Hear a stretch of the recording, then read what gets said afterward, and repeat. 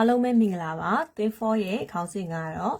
interaction ပဲဖြစ်ပါတယ် interaction ဆိုတာပြန်လည်ဆက်သွယ်ခြင်း in biological system ဇီဝဗေဒဆိုင်ရာစနစ်များထဲမှာအပြန်လည်ဆက်သွယ်ခြင်းဘီယဆင်းကနေပြီးဆင်းတိပါလဲဆိုရင်သိငယ်တဲ့ molecule ဆင်းကနေပြီးတော့မှ ecosystem လို့ခေါ်တဲ့ဂေယစနစ်အထိဇီဝဗေဒစနစ်တွေထဲမှာအပြန်လည်ဆက်သွယ်ချက်များဘာတွေရှိလဲဆိုလို့ရှင်စက်ကြည့်ရအောင်organism သက်ရှိတွေက interact အပြန်လည်ဆက်သွယ်နေတဲ့ continuously စဉ်ဆက်မပြတ် with ဘာနဲ့လဲဆိုရင် physical factor ရုပ်ပိုင်းဆိုင်ရာအကြောင်းရင်းတွေနဲ့သက်ရှိတွေကအမြဲတမ်းစဉ်ဆက်မပြတ်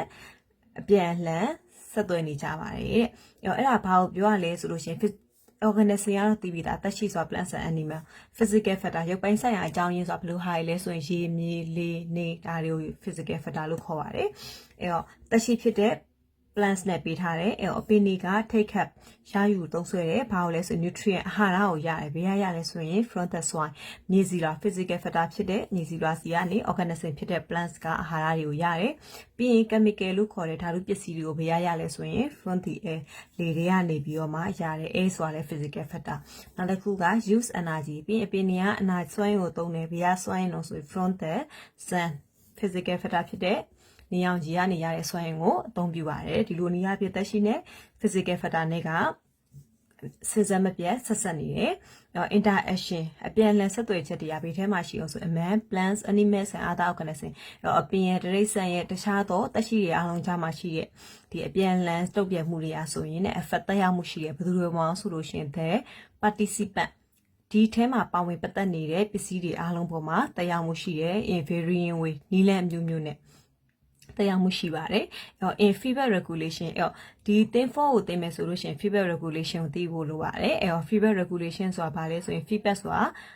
တုံ့ပြန်ချက် regulation ဆိုတာထိန်းညှိခြင်းတုံ့ပြန်ချက်တွေကိုထိန်းညှိခြင်းတုံ့ပြန်ချက်ကိုထိန်းညှိခြင်းဆိုတာဘာလဲဆိုရင် a process ဖြစ်စဉ်ပဲဖြစ်တယ် is regulated အဲ့ဖြစ်စဉ်ကို regulated ထိန်းညှိထားတယ် by is output ၎င်းကနေထုတ်လိုက်တဲ့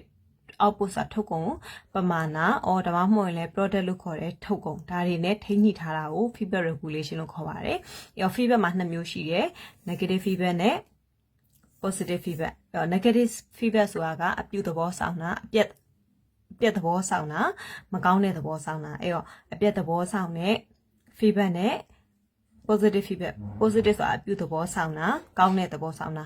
ကောင်းမွန်တဲ့ feedback နဲ့မကောင်းတဲ့ feedback ဆိုပြီးတော့မှ2မျိုးရှိပါတယ်